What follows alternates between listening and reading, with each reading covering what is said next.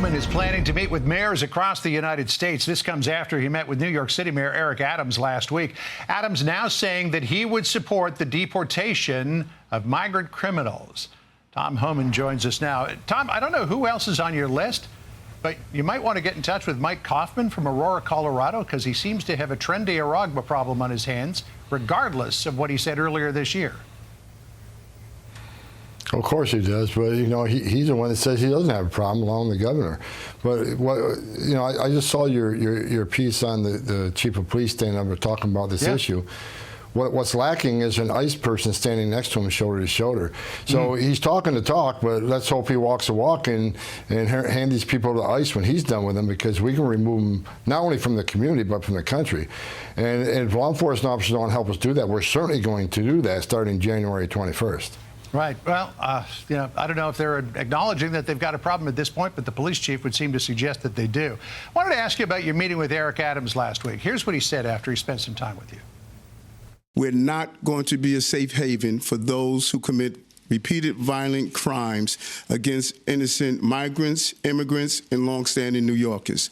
That was my conversation today with the border czar, to figure out how do we go after those individuals who are repeatedly committing crimes in our city. Wow. Talk about making a 180. What brought him to where he is now? Look, when I sat down, look, I've been calling him out for 2 years. I've been saying he forgot what it's like being a cop and became a politician. But when I sat down at that table, John, the cop came out of him. He understood. I'm not asking them to be immigration officers.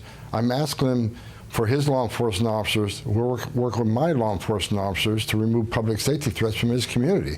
He gets it. Unlike a lot of mayors and governors across this country who's pushing back and saying they're going to impede what we're doing, I think every elected mayor, every elected governor should want public safety threats removed from their communities. I mean, we've been clear, President Trump and I have said out of the gate, public safety threats are our priority. Help us get this job done. Everybody should be, it shouldn't be a partisan issue. Everybody should be on the same page with this. We're talking about criminals, public safety threats. And look, Mayor Adams talked about the Lake and Riley. If we had a better relationship with NYPD back then, when that guy was first arrested in New York for injury to a child, he would have never made it to Georgia, and she'd be alive today. So I'm hoping that this conversation, which went very well, hope the actions follow it up. I'm looking forward to working with Mayor Adams and making New York City safe again. All right, you've got headed treaties from some other mayors as well. They're looking for a meeting? I got a couple we're working on, but I'm not going to give them credit on national TV till they actually set a date to me. But right. Like I said, I'm willing to sit down with the mayor of Chicago, who's saying he's going to do everything he can to prevent me from being successful. I'll meet with anybody, because this is about public safety and national security. So let's meet, let's work together. You don't have to be immigration officers. We'll do that. But be cops, be law enforcement, be elected representatives for your community. Love your community a little more than you hate Trump. Well, I tell you, you're a carrot and stick guy. Last week you were threatening to throw Brandon Johnson in jail if he crossed you. Now you're saying you want to sit down with him. I want to ask you about the border wall issue. Trump was saying yesterday at Mar-a-Lago to Joe Biden, don't sell the border wall. Listen here. So I'm asking today Joe Biden to please stop selling the wall. We're going to use that to create a strong barrier, and it worked. That's why our numbers were so good. It really worked, and it worked well. And it's very expensive to do. And I'm asking Joe Biden to stop his people from giving it away. So our William Lajeunesse sent me a note earlier today saying that the Department of Defense says the wall is no longer in their possession. They sold it to an auction house. We're losing 96 to 98% per foot based on production costs. So is the wall gone?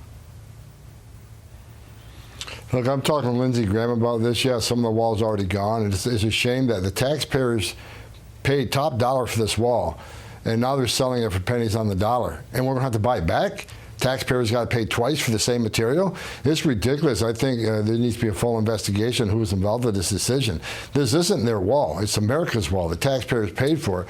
They have no business making taxpayers double down on that. And getting back to Brandon, the mayor of let's be clear. I want to sit down so I don't have to lock anybody up. Bottom line is, if they cross that line, John, if they cross that line, impede us. If they cross that line and knowingly harbor and conceal illegal alien, well, I'm going to seek prosecution. But I'm hoping to prevent it. I'm hoping we can all work together to take as many public safety threats off the street as possible. I can do more with their help. But if they don't want to help, I'm coming to do it anyways. You're not stopping me. Well, judging by what we've seen at some of the public meetings in Chicago lately, you got some backing on that front. Tom, always good to spend time with you. Thank you, sir. Hey, Sean Hannity here. Hey, click here to subscribe to Fox News YouTube page and catch our hottest interviews and most compelling analysis. You will not get it anywhere else.